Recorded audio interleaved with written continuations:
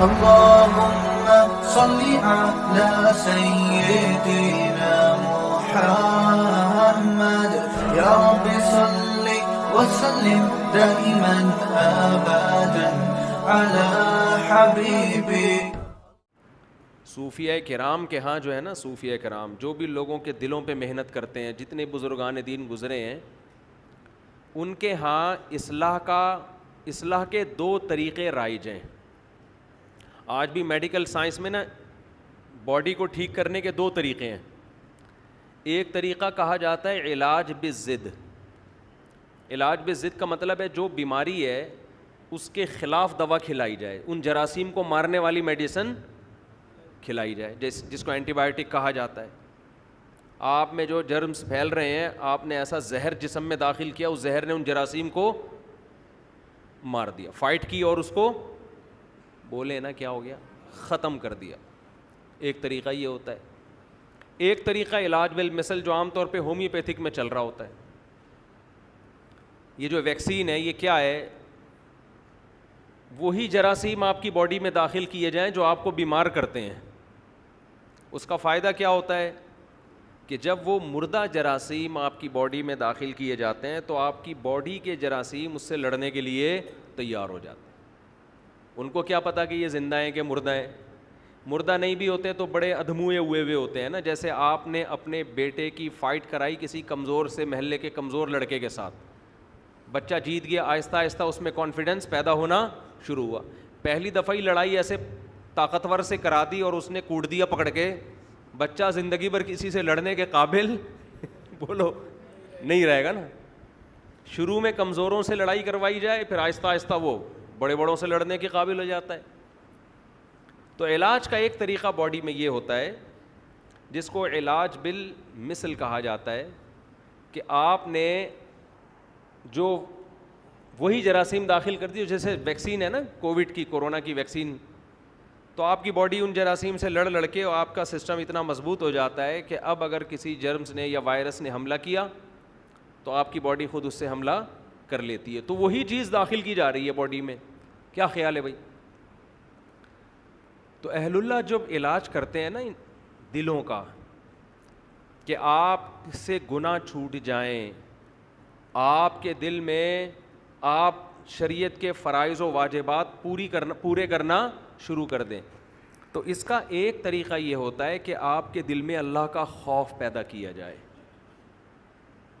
جہنم سے ڈرایا جائے، آگ سے ڈرایا جائے، بتایا جائے کہ اس پر کیا کیا سزائیں ہیں.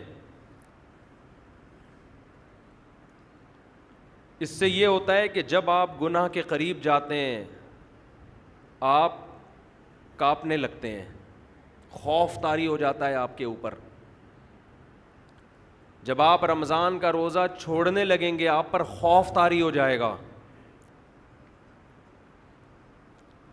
اس سے آپ گناہ سے بچ تو جائیں گے، شریعت کے حکم کو پورا تو کر لیں گے، لیکن حکم پورا کرنے میں مزہ بولیں نہیں آئے گا.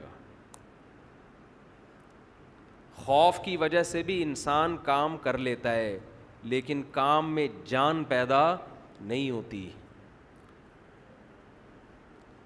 کچھ طلباء وہ ہوتے ہیں جو ایگزام کی تیاری کے لیے پڑھتے ہیں، انہیں پڑھنے کا شوق بالکل بھی نہیں ہوتا. ڈر ہوتا ہے کہ کل فیل ہو جائیں گے، ابا سے مار پڑے گی، یہ ہو جائے گا وہ ہو جائے گا.